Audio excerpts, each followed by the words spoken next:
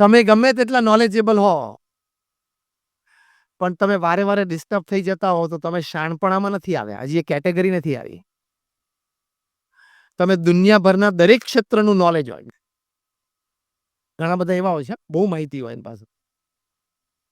ઘણા બધા પાસે 2G, 3G, સ્પેક્ટ્રમ, રાફેલ એટલી બધી માહિતી હશે તો કદાચ જેપીસી ગોઠવાય પીએમઓમાં તો એને મેમ્બર તરીકે લેવા પડે, એટલી માહિતી હોય. પણ એની સામે કોઈ 2 વાર જોતું હોય ને તો એને પ્રશ્ન થાય, કેમ જોતો હશે? કેમ જોતો હશે? એટલું એનું મન વીક હોય. આપણે પણ જો ને ગેધરિંગમાં જઈએ ત્યારે આપણને એમ પ્રશ્ન થાય કે પેલો માણસ 3 વખત મારી સામે જોતો હતો, કેમ જોતો હશે? હવે જવાબ તમને કહું, આંખ છે ને, તો કે 4થી ને 5મી વાર જોયું, 3 વાર જ જોયું તું, 2 વાર તો આમ જોતો હતો, તું વચ્ચેથી પસાર થયેલો. એટલે નાના નાના સંજોગો, પરિસ્થિતિને આપણે એટલી બધી ડાઉટથી જોઈએ છે, કારણ કે આપણું mind is weak, is cheap, is mean. એટલે આપણે તરત ડિસ્ટર્બ થઈ જઈએ છીએ. આવું કેમ થયું? નહોતું થવું જોઈતું. આવું કેમ થયું? જે બરોબર નથી. તો એ સંજોગ અને પરિસ્થિતિને આપણે સાચવતા આવડવી જોઈએ. Setbacks are part of life, failure is part of life, fall is part of life. Yes or no? Setback, failure અને ફોલ તો જીવનનો એક ક્રમ છે. અને some of the best lessons you learn from that. જીવનમાં મોટી પછડાટ ના આવી હોય તો ભગવાનને એકવાર પ્રાર્થના કરવી કે એવો સંજોગ મારા જીવનમાં આવે કે મોટી પછડાટ આવે. એવી પ્રાર્થના કરવી. આવી પ્રાર્થના તમને પૃથ્વી ઉપર કોઈ નહીં શીખવાડે, હું શીખવાડું છું. પણ એમ જ પ્રાર્થના કરીએ છીએ, ભગવાન બધું મારું સારું થાય ને દીકરાનું લગ્ન થઈ જાય ને દીકરી સુખી થઈ જાય ને છોકરો પરદેશ ભણવા જાય ને ધંધો સારો ચાલે ને એવી જ પ્રાર્થના કરીએ છીએ. કોઈક દિવસ તો જીગર રાખો કે ભગવાનને એકવાર કહું કે એવા સંજોગો જીવનમાં ઘડો કે પછડાટ આવે, સેટબેક આવે, ફેલિયર આવે તો જીવનની ઘણી બધી સ્પષ્ટતાઓ, વ્યક્તિઓ વિશે ઘણી બધી સ્પષ્ટતાઓ તમારા મનમાં આવશે. Setback or failure is the greatest teacher. એવા સંજોગો જીવનમાં આવે એ બહુ જ જરૂરી છે. તો વ્યક્તિ ઓળખવાની પારખ, એટલે પરખ તમારી બદલાઈ જશે. એક ક્ષમતા જુદી કક્ષાએ પહોંચી જશે. સંજોગ અને પરિસ્થિતિ તમે હેન્ડલ કરી શકશો. See, what happens with you is 10%. How you take it is 90%. જે બને છે તમારી સાથે એની તો ઇમ્પેક્ટ તમારી પર 10% છે. એ સંજોગ, એ પરિસ્થિતિને તમે કેવી રીતે જોવો છો, કેવી રીતે મૂલવો છો, તમારા જીવનમાં એ કેવી રીતે સ્વીકારો છો, એની ઉપર એનું 90% ઇમ્પેક્ટ. તો એક સેટબેક કે ફેલિયર આવે. પ્રમુખ સ્વામી મહારાજને લંડનમાં ભવ્ય મંદિર કરવું હતું. ત્યાં લંડનમાં હેરો નામના એક સબબમાં અમે મોટી જગ્યા પણ લીધી. I am talking of early 90s. આજુબાજુના રેસિડન્સે અમારી સામે કેસ કર્યો, સંસ્થા સામે, કે આ લોકો અહીં મંદિર બાંધશે તો રાત્રે 12 વાગ્યા સુધી ઘંટ વાગશે ને આરતી વાગશે ને ઢોલ વાગશે તો અમારી પીસ એન્ડ પ્રાઇવસી ડિસ્ટર્બ થશે. એટલે 12 વાગ્યા સુધી કોઈ નથી વગાડતું, અમારે ટાઈમ નથી. અને અમે કહ્યું ભારતમાં આવો, અમારા મંદિરો જુઓ, રાત્રે 9 વાગે તો મંદિર શાંત હોય છે, થઈ જાય છે, ઠાકોરજી પહોંચી જાય છે. સ્ટીલ કેસ ચાલ્યો અને પશ્ચિમ જગતમાં કેસના ભાગરૂપે એક લીગલ પ્રોસિજર એવી પણ હોય છે કે જેને સિગ્નેચર કેમ્પેઇન કહે છે. કોર્ટ બંને પાર્ટીને કે જે અફેક્ટેડ નેબરહુડ છે એમાંથી તમે તમારી સિગ્નેચર લઈ આવો, કન્વિન્સ કરીને લોકોને. વધારે સિગ્નેચર કોણ લાવે છે? એટલે સાહજિક છે, એ લોકો લોકલ્સ હતા ને અમે ઇમિગ્રન્ટ્સ હતા, એટલે વધારે સિગ્નેચર એ લોકોને મળી. કંઈક એ મોટી વાત રાખીને કોર્ટે જજમેન્ટ આપ્યું કે બીએપીએસ સંસ્થા અહીંયા મંદિર નહીં બનાવી શકે. Full and final judgement. Now listen carefully. Pramukh Swami મહારાજ બરોડામાં હતા અને લંડનથી અમારા ટ્રસ્ટીશ્રીઓએ ફોન કર્યો અને કહ્યું પ્રમુખ સ્વામી મહારાજને કે સ્વામી આપણે કેસ હારી ગયા છીએ અને હવે આપણે ત્યાં મંદિર નહીં કરી શકીએ. અમારા વડીલ સંત પૂજ્ય વિવેક સાગર સ્વામી સામે જ ઉભા હતા. એ આ પ્રસંગના પ્રત્યક્ષ સાક્ષી. પ્રમુખ સ્વામી મહારાજના કાને આ શબ્દ પડ્યા કે we have lost the case and it is a full and final judgement. પહેલો રિસ્પોન્સ પ્રમુખ સ્વામી મહારાજનો. જો આ સંજોગ અને પરિસ્થિતિમાં અભિગમ કેવા રાખવા. એક સેટબેક તો આવ્યો લાઈફમાં, મોટો ઝાટકો તો આવ્યો. પ્રમુખ સ્વામી મહારાજે ઝાટકાને કેવી રીતે લીધો ને એ આપણે શીખવાનું છે. એ જીવન છે. પ્રમુખ સ્વામી મહારાજના ચહેરા ઉપર એક લકીર પણ ફરી નહીં. Not a single wrinkle changed. પહેલું વાક્ય પ્રમુખ સ્વામી મહારાજ બોલ્યા, જેવી ભગવાનની ઈચ્છા. આ શબ્દોમાં બહુ તાકાત છે. બીજું વાક્ય પ્રમુખ સ્વામી મહારાજ બોલ્યા કે આપણે આપણો પુરુષાર્થ કરી લીધેલો, હવે જે પરિણામ આવ્યું એ આપણે સ્વીકારી લેવાનું. કેટલી સ્થિરતા રહે. આપણે આપણો પુરુષાર્થ કરી લીધો, બધા રિસોર્સિસ આપણે કામે લગાડી દીધા, હવે પછી જે પરિણામ આવ્યું એ આપણે સ્વીકારી લેવાનું. કારણ કે એનાથી વિશેષ તો આપણે કંઈ કરી શકીએ મતા જ નહીં. અને the third thing is determination. પ્રમુખ સ્વામી મહારાજે કહ્યું કે આપણે નક્કી કર્યું છે કે અહીંયા મંદિર કરવું છે એટલે કરવું તો છે જ. બીજી જગ્યા શોધવા માંડો, કરશું. બીજી જગ્યા શોધી નિસ્તેનમાં કર્યું. 1995માં ઉદ્ઘાટિત થયું ત્યારે રીડર્સ ડાયજેસ્ટે લખ્યું કે it is the 8th wonder of the world. તમે આજે પણ નિસ્દન જાઓ તો એ મંદિર beautiful exhibition of Indian culture. અને સમગ્ર ઇંગ્લેન્ડ દેશની એક પણ સ્કૂલ બાકી નહીં હોય જેના વિદ્યાર્થીઓએ આ મંદિરની વિઝિટ નહીં લીધી હોય. અને અત્યારે ધ 100 ટોપ આઇકોનિક બિલ્ડિંગ્સમાં એ BAPS સ્વામિનારાયણ મંદિર નિસ્દન લંડનનો સમાવેશ છે. કામ પણ એવું કર્યું. આપણે શું થાય કે આ કેમ બન્યું, આ મુખ્ય પ્રશ્ન હોય છે. મેં કોઈનું ખોટું નથી કર્યું તોય મારી જોડે આવું કેમ બન્યું, આ મુખ્ય પ્રશ્ન. બધા હા પાડો છો એટલે વાત તો સાચી છે ને. મેં કોઈનું ખોટું નથી કર્યું તો મારી સાથે કેમ આવું કર્યું, આ એક પ્રશ્ન. બીજો પ્રશ્ન, મેં મારી બુદ્ધિ, શક્તિ, આવડત, હોશિયારી, રિસોર્સિસ બધા કામે લગાડેલા તો એમ મારા પ્લાનિંગ પ્રમાણે મને સક્સેસ કેમ ના મળ્યો. હું પ્રેક્ટિકલ વાત કરું છું ને, યસ ઓર નો. આ મનમાં આપણે રહે છે. પણ એક વાત સમજી રાખ, શ્રીમદ ભગવદ્ ગીતામાં ભગવાન શ્રી કૃષ્ણએ અર્જુનને કહ્યું, કર્મણ્યવાધિકારસ્તે મા ફલેષુ કદાચન. કે કર્મ કરવું એ તારો અધિકાર છે, તારું ફરજ છે. પણ પરિણામ ભગવાને કહ્યું કે હું નક્કી કરીશ. કેમ કે there are 10 factors which are in your control to bring success to the project. There are 10 factors which can bring failure to the project which are not in your control. સીધી વાત છે. અને આ શ્લોકનો તમને પ્રેક્ટિકલ અનુભવ બધાને છે પણ તમે વિચાર નથી કર્યો ને એટલે તમને વારે વારે ડિપ્રેશન અને ફ્રસ્ટ્રેશન ફેલિયર વખતે આવે છે. આ શ્લોકનો તમને પ્રેક્ટિકલ અનુભવ જીવનમાં 10 વખત હશે. જો હવે હું બોલું ને એમાં તમે બધા આ પાડશો કે અમારે અમનો અનુભવ છે. શાંતિથી સાંભળજો. આપણને બધાને અનુભવ છે કે ઘણી વખત આપણે ખૂબ સારો પુરુષાર્થ કર્યો હોય, બધા રિસોર્સિસ કામે લગાડ્યા હોય તોય આપણને સક્સેસ ઓછો મળે છે. હા કે ના? અને ઘણી વખત ઓછું પ્લાનિંગ હોય, એક્ઝિક્યુશન સંતોષકારક ન થયું તો ધાર્યા બાદનું પરિણામ આવી જાય. હા કે ના? તો આ શ્લોક સાચો ખોટો? કે ભગવાને કહ્યું કે તું કર્મ કરે જા, પરિણામ હું નક્કી કરીશ. આ વિચાર હોય તો કોઈ દિવસ સંજોગ અને પરિસ્થિતિમાં આપણે જરાય ચલાયમાન ના થઈએ.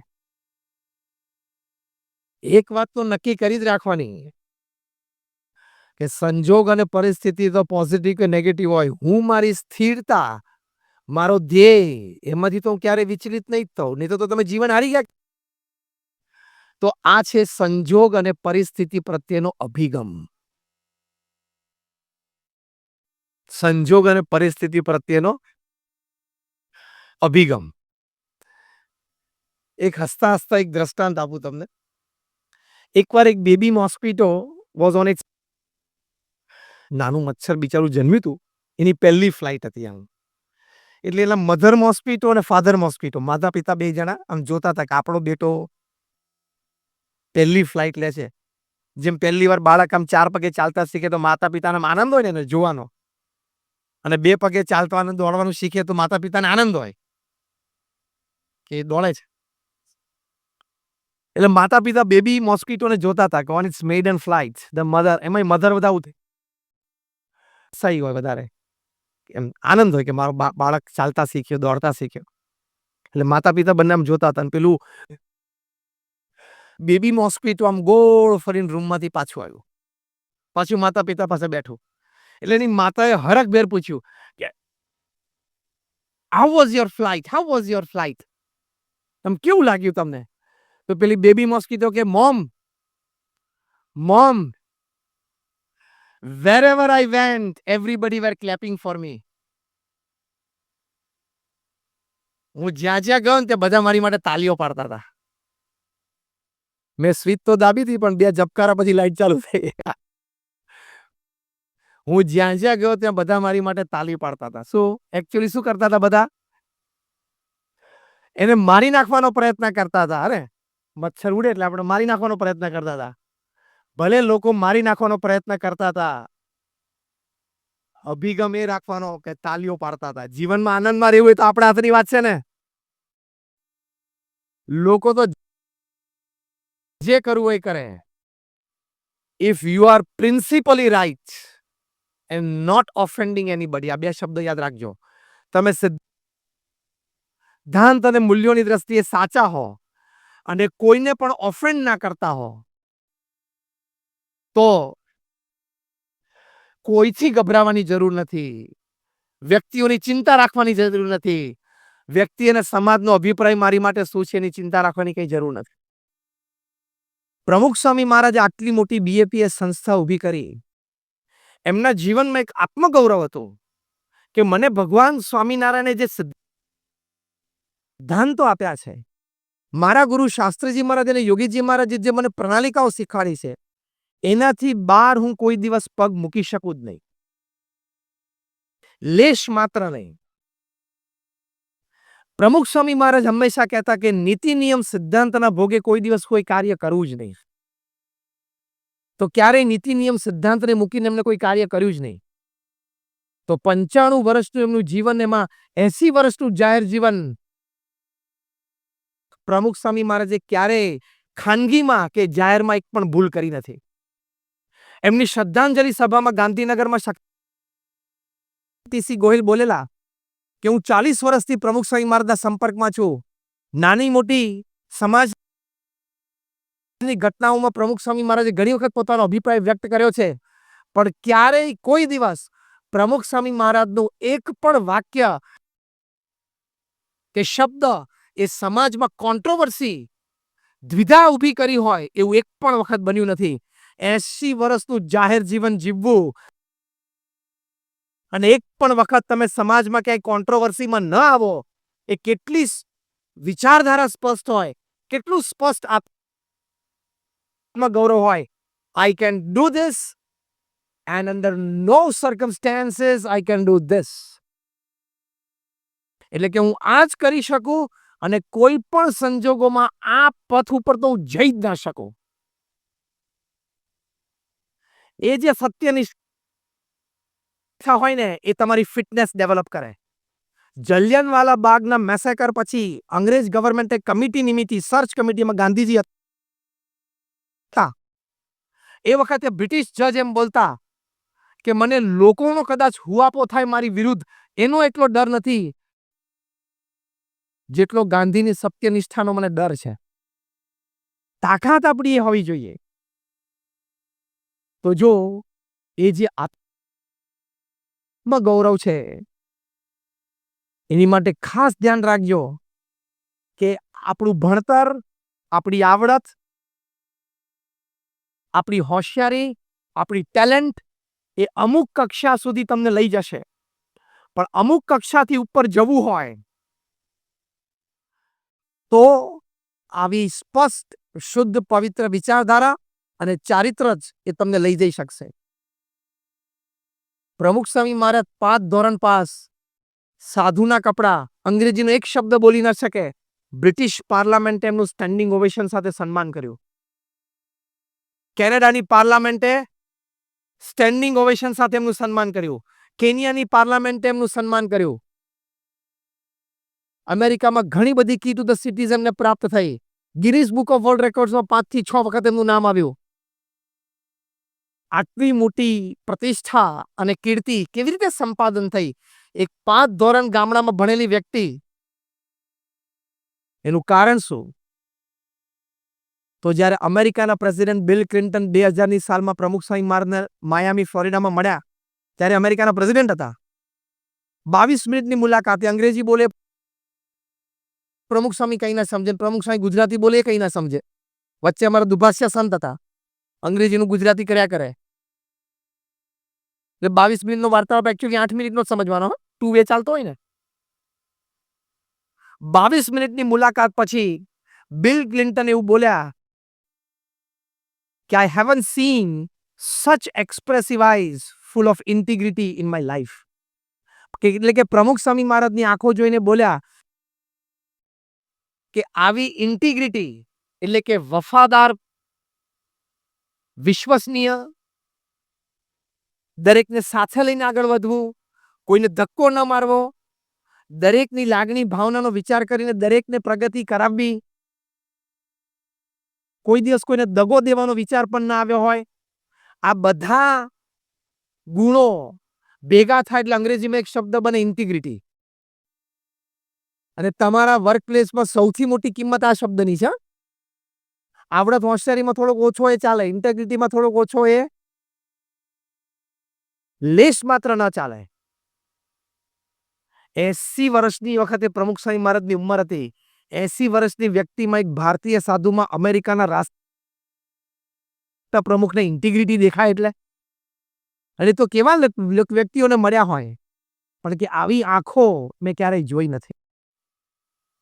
તો જો આ આપણું બહુ જ મોટું ધન છે, આ તમારી ફિટનેસ, ઇન્ટિગ્રિટી ઇઝ ફિટનેસ, તો તમે ગમે ત્યાં સર્વાઈવ થઈ શકો, ગમે ત્યાં મોટા કામ કરી શકો. 2001માં જ્યારે ભુજમાં ભૂકંપ આવ્યો, BAPS સંસ્થાએ 509 ગામોમાં રિલીફ વર્ક કર્યું. અમે 9 ગામો દત્તક લીધા અને 1500 ઘર બાંધી આપ્યા. હું 2001-2003ની વાત કરું છું.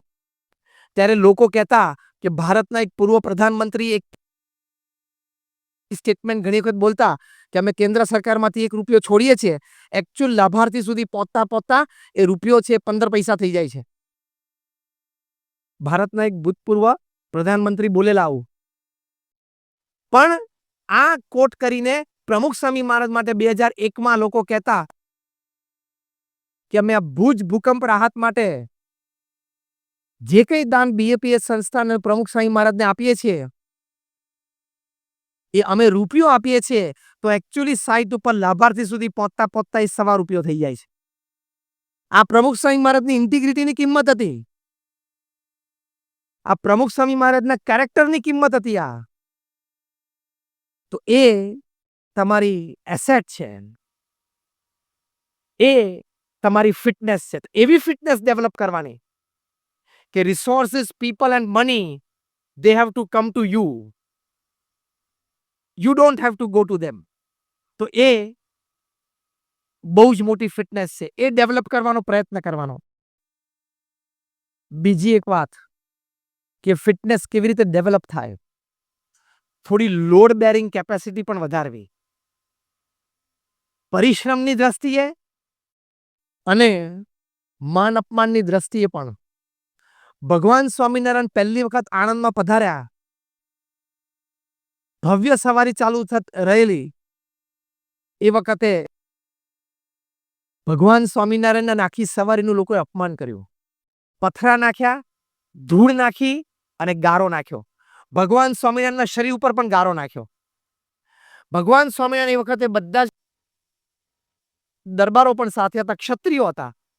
જો એ વખતે પટ્ટા દાવ શરૂ કરી દીધો હોત ને તો ઘણું ખોટું પરિણામ મોટું આવી શકત. પણ ભગવાન સ્વામિનારાયણે બધાને કહ્યું કે અત્યારે આપણે ખમી જવાનું છે, ધીરજ રાખવાની છે. વીર પુરુષ હોય ને એ ખમે અને ધીરજ રાખે ને એની વીરતા છે. આપણે ખમી જવાનું છે, એક શબ્દ કોઈ બોલવાનો નથી. અત્યારે જે કોઈ શસ્ત્ર ઉપર હાથ મૂકે એ વિમુખ છે, ગુરુદ્રોહી છે. આણંદમાં લોકોએ આટલું બધું અપમાન કર્યું, એક શબ્દ બોલ્યા નહીં, લોકોને ગુણ આવ્યો. આટલું અપમાન કર્યું છતાં કોઈ પણ પ્રકારનો ઊંચો સાદ કર્યો નહીં, કોઈ પણ પ્રકારની પ્રતિક્રિયા ન આપી. સમગ્ર આણંદ શહેરમાં બધા લોકોને ભગવાન સ્વામિનારાયણ પ્રત્યે અનન્ય સદભાવ થયો અને આજે એ બહુ જ મોટું સત્સંગ કેન્દ્ર, ત્યાં અમારું મંદિર તો છે, સાથે ગર્લ્સ રેસિડેન્શિયલ સ્કૂલ છે, કરમસદમાં ઇન્ટરનેશનલ લેવલની આ સ્કૂલ છે. સાથે છાત્રાલય બહુ મોટું છે, જે 400 વિદ્યાર્થીઓ રહે છે. બીજી ત્યાં મોટી બોરસદ પાસે સ્કૂલ છે. તો આવા ઘણા બધા સમાજ સેવાના આયામો આજે ઊભા થયા. તો થોડીક લોડ બેરિંગ કેપેસિટી રાખવી તો તમે સર્વાઈવ થઈ શકશો. પતિ પત્ની વચ્ચે સેજ ઝઘડો થાય તરત મોટા વિચારો શરૂ થઈ જાય. આવું કેમ બોલ્યો, આવું કેમ જોયું, મારા સાસુએ કેમ મારી સામે આવી રીતે જોયું, આવું કેમ બોલ્યા. તો થોડુંક સહન કરી લેવું. થાય, બને. તને ભગવાને પૃથ્વી પર જન્મ આપ્યો ત્યારે નક્કી નહોતું કર્યું બધું તારા પ્રમાણે થશે, એવું લેખિત આપ્યું છે. 1996ની સાલમાં 1996માં અમે અમેરિકા ગયેલા, ત્યાં ફેમિલી શિબિર્સ માટે. ન્યુયોર્કમાં અમે એક ફેમિલી શિબિરમાં તો 10-12 ફેમિલીઝ ભેગા હોય. પછી દિવસ દરમિયાન અમે ગ્રુપ્સ પ્રમાણે for the children, for youth, પછી એડલ્ટ્સને સાંજે એ રીતે બધી ગ્રુપ ડિસ્કશન ચાલે, ઇન્ટરેક્શન ચાલે, કથા એટલે પ્રવચન ચાલે. નાના નાના બાળકો બધા બેઠા તેની સાથે પણ ઇન્ટરેક્ટ કરતા હતા. તો 2-4 બાળકો જરા આવ્યા નહોતા. એટલે અમારા સંચાલક હતા ને મને કે સ્વામી તમે ફોન ઉપર, હું જોડી દઉં એમને ફોન, અને તમે કહો કે આવો તો સંતો કહેશે ને તો એ લોકો આવશે. સારું, આપણે વાત કરીએ. એટલે મને એને ફોન જોડી દીધો.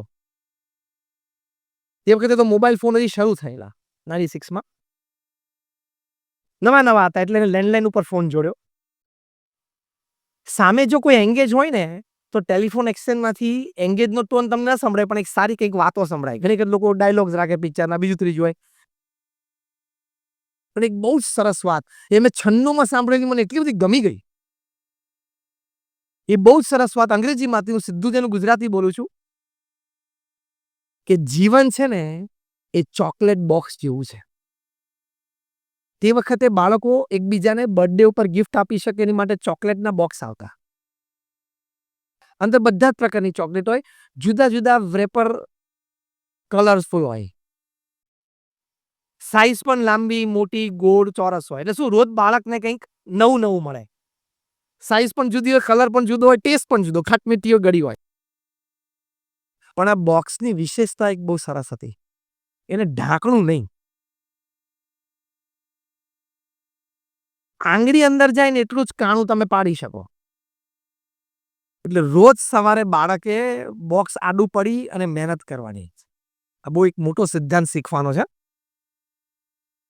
રોજ સવારે જો તમારે એક ચોકલેટ ખાવી હોય તો પહેલા જાત મહેનત કરવા. એ પેલો નાનો બાળક છે ને, અંદર આંગળી નાખીને અમને એક એક એક ચોકલેટ સરકાવે, માંડ એક ચોકલેટ. અને એના માતા પિતાને કહેવામાં આવ્યું કે એને જાતે ચોકલેટ કાઢવા દેવાની. એટલે શું, એને ચોકલેટની કિંમત ખબર. પછી જે ચોકલેટ નજીક આવીને આંગળીથી કાઢી શકે આમ નાના કાણામાંથી, એ જે ચોકલેટ બહાર નીકળે એ ચોકલેટ સ્વીકારવાની, ખાવાની અને આનંદ કરી લેવાનો. આ પણ બહુ મોટો સિદ્ધાંત છે જીવનનો. એની પાછળ જીવનલક્ષી સિદ્ધાંત એ છે કે ચોકલેટ ખાવી હોય તો મહેનત તો કરવી પડે, અને મહેનત કર્યા પછી જે ચોકલેટ હાથમાં આવે ને એમાંથી આનંદ લેતા શીખી જવાનો. This is fitness. ના, મારે તો લાંબી ચોકલેટ જોઈતી હતી, 4 BHK 3 BHK મળી ગયો, આનંદકાર. બધા આટલા હસે ને તાળી પાડી એટલે ક્યાંક છેડો બરો રડી ગયો લાગે છે કે મારે તો પેલી 4 બંગડી વાળી ગાડી લાવવી હતી, પણ અત્યારે આપણે બંગડી વગરની ગાડીનો વેચ છે એમાં ફરવા મન આનંદ કર. 4 બંગડી ઓડી, હું દેશી ભાષામાં બોલ્યો, અને એની બ્રાન્ડ છે Audi, is a German brand. તે ઓડી મળશે, હશે તારા પ્રારબ્ધમાં ને પુરુષાર્થમાં હશે તો મળશે, પણ જ્યાં સુધી ઓડી ના આવે ત્યાં સુધી મને ગાડીનો આનંદ ના આવે. એ વિચાર, એ ફિટનેસ ના કહેવાય. અત્યારે મારુતિ 1000 છે અથવા તો હુન્ડાઈ નાની ગાડી છે, ફરવાનું, 4 પૈડા તો ફરે છે ને, આનંદ કર ને. જે ચોકલેટ જે વખતે આપણા નસીબમાં હોય ચોકલેટ ખાઈને આનંદ કરવો, એ ફિટનેસ. બાકી કશું યાદ ના રહે ને તો ચોકલેટનો આ પ્રસંગ યાદ રાખીને ઘરે જજો. બહુ જ સરસ એ એંગેજ ટોન વાગતો હતો. Life is like a box of chocolates. Every morning, because it doesn't have a lid, you have to put your finger inside, try to get one chocolate, and whichever chocolate you get, enjoy it. બહુ સરસ બોલતા હતા એ વાક્ય, તેની મજા છે. એટલે આ ફિટનેસ, જે સમયે જે સંજોગોમાં જે મળ્યું એ સ્વીકારવું, એનો આનંદ કરી લેવો. મોટું કદાચ લક્ષ્ય હોય તો એ ચૂકવું પણ નહીં, ત્યાં પહોંચવું છે તે લક્ષ્ય પણ રાખવો, પણ જ્યાં સુધી લક્ષ્ય મળે ને ત્યાં સુધી હું આનંદમાં નહીં રહી શકું, એ સિદ્ધાંત ખોટો છે. એ સિદ્ધાંત ખોટો છે. તમે એમ કહો કે જ્યાં સુધી હું બ્રાન્ડેડ કપડાં ન પહેરી શકું ત્યાં સુધી કપડાં જ ના પહેરી થોડી ચલાય. આ એના જેવું થયું. એટલે ભાઈ તો સાદા કપડાં પહેરવાના, પણ પહેરવા તો પડે ને. જ્યાં સુધી બ્રાન્ડેડ જ્વેલરી ના પહેરું ત્યાં સુધી હું જ્વેલરી ના પહેરું થોડે છે. જ્યાં સુધી હું મોટી લક્ઝરિયસ ગાડી ઓડી હોય, મર્ક હોય, BMW હોય, એ જ્યાં સુધી ના ફેરવું ત્યાં બીજી ગાડી ફેરવું જ નહીં. એવા ખોટા સિદ્ધાંતો રાખશો ને તો ફિટનેસ નથી, પછી એ દુઃખ છે. સંસ્થા અમારી BAPS તરફથી એક બ્રહ્મોપનિષદ પુસ્તક પ્રકાશિત થયું છે. એમાં પ્રમુખ સ્વામી મહારાજ એમના જીવનમાં જેટલા વાહનો સહજતાથી વાપર્યા છે ને, એ બધા વાહનોમાં એમના ફોટોગ્રાફ્સ મિડલ પેજ ઉપર છે. there is a plane, there is a helicopter, પછી ગાડી છે, પછી નાની ગાડી છે, પછી રિક્ષા છે, ટ્રેક્ટરની ટ્રોલીમાં બેઠા છે, ગાડામાં બેઠા છે. 6 ફોટોગ્રાફ છે, જુદા જુદા સમયના, જુદી જુદી જગ્યાઓના, સાહજિક સંજોગોના, પણ એ 6 ફોટોગ્રાફમાં પ્રમુખ સ્વામી મહારાજના ચહેરા ઉપર સ્થિરતા અને આનંદ એટલો જ છે. એને ફિટનેસ કહેવાય. તો સર્વાઈવ, તોય ટકી જાય માણસ. રાજકોટમાં 1979ની સાલમાં પ્રમુખ સ્વામી મહારાજનો જન્મ જયંતિ ઉત્સવ ઉજવાયો. હજારો લોકો સભામાં આવ્યા. સાંજે આવી સભા થઈ. બીજે દિવસે સવારે ત્યાં પ્રમુખ સ્વામી મહારાજ સવારે પધરામણીએ નીકળ્યા. તો માલવિયા શેઠ, બહુ જ મોટા શેઠ હતા રાજકોટમાં, એમની ઇમ્પાલા ગાડી અમને પ્રમુખ સ્વામી મહારાજને વિચરણ માટે આપેલી. તો ત્યાં ભૂપેન્દ્ર રોડ ઉપર ઇમ્પાલા ગાડી બંધ પડી ગઈ. ડ્રાઈવરે જોયું તો ડીઝલ ખલાસ થઈ ગયેલું. એટલે કે સ્વામીજી હમણાં ક્યાંકથી નજીક પેટ્રોલ પંપ પર ડીઝલ લઈ આવું. સ્વામી કે મારે મોડું થશે. પ્રમુખ સ્વામી જાતે રિક્ષા ઊભી રાખીને રિક્ષામાં બેસી ગયા. આગલા દિવસે 15-25 હજાર માણસો તમારા જન્મ જયંતિમાં તમને બધાઈઓ આપવા માટે આવેલા. એ આખા શહેરને ખબર છે. બીજે દિવસે તમે ઇમ્પાલામાં રોડ વચ્ચે છો, ઇમ્પાલાથી ઉતરીને સાહજિક રિક્ષામાં બેસી ગયા. આણંદમાં પ્રમુખ સ્વામી મહારાજની હાથી ઉપર સવારી નીકળી. આખા આણંદ શહેરે એમની જન્મ જયંતિ ઉજવી. બીજે દિવસે પ્રમુખ સ્વામી મહારાજ આણંદની ગંજ બજારમાં 70 થી 80 દુકાનોમાં એક એક દુકાને પધરામણીએ ગયા. વેરી નેક્સ્ટ મોર્નિંગ હાથી ઉપર હતા. આગલા દિવસે સાંજે હજારો લોકો એમને વધાવતા હતા. બીજે દિવસે એક એક દુકાને, ઘણા દુકાનવાળા તો ઓળખતા નહોતા.